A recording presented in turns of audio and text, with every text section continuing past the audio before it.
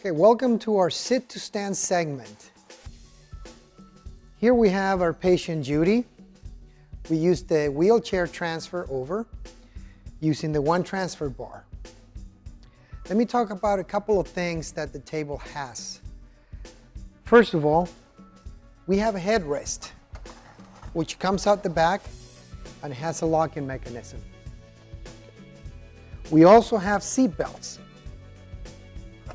which just come out, one on each side. They buckle in case you need to hold your patient there. One thing, you don't want to stand them up when they're seat belted in. Very important. The other thing that I want to show you is the catheter bag hook. There's hooks on either side of the table for catheter hooks. It just clips on. Once you know where they're at, it's pretty easy. When you're doing a sit to stand, and the patient is actually going to be standing themselves, you're just going to help them. You got to make sure that their feet are flat on the floor. We also want to remove the leg plate. What I mean by that is I'm going to just pull it back under the table. That way the patient can get his or her feet underneath them, you know, the nose over toes. So once we've done that, I'm going to go ahead and pull out the other transfer bar so that I can use the knee blocker. Knee blocker, you just pick it up from the center, you slide it in one end and then the other and drop it in place. You can attach the Velcros.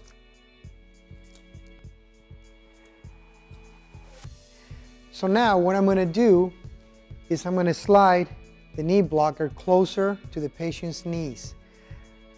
I'm going to allow 3 to 4 inches from the knees. This way we're going to give them room when they're doing their sit to stand.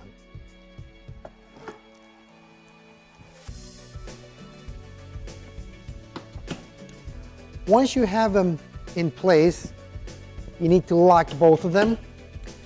There's also numbers on top of the transfer bars.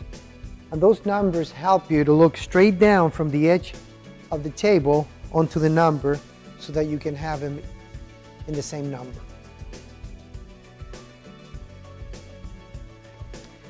Now, this patient is not a low-level patient, which is why we're using the knee blocker. But we're working on sit to stand. She just needs a little bit of help standing up. Go ahead and put your hands there. And what I usually like to do is tell the patient to go ahead and try and stand up. At the same time that I'm doing that, I'm going to press the seat up so that I'm going to start helping them right away. Go ahead and try to stand up. Okay. As you can see, she's trying to, but she's a little weak. Now she keeps trying. Go ahead. Go ahead. Okay, so there she stood. Now if you notice, I wasn't pulling on the gait belt, I wasn't even touching her. Just the hand control with my thumb on the seat button.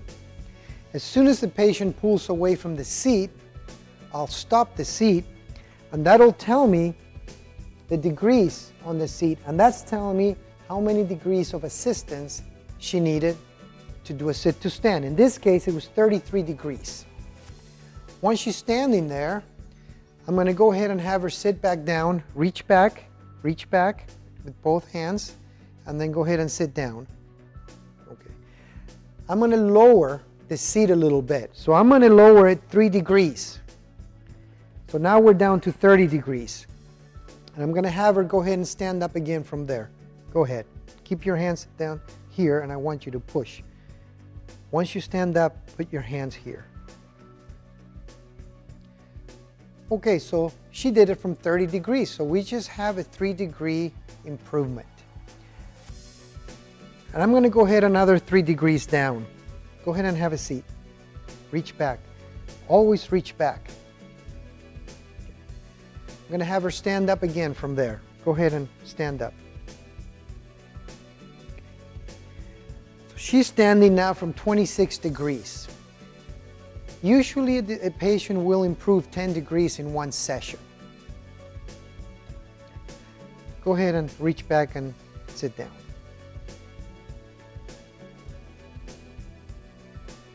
So that's the way you use the digital readouts in the Berry Hab. We're going to sit the patient all the way back down.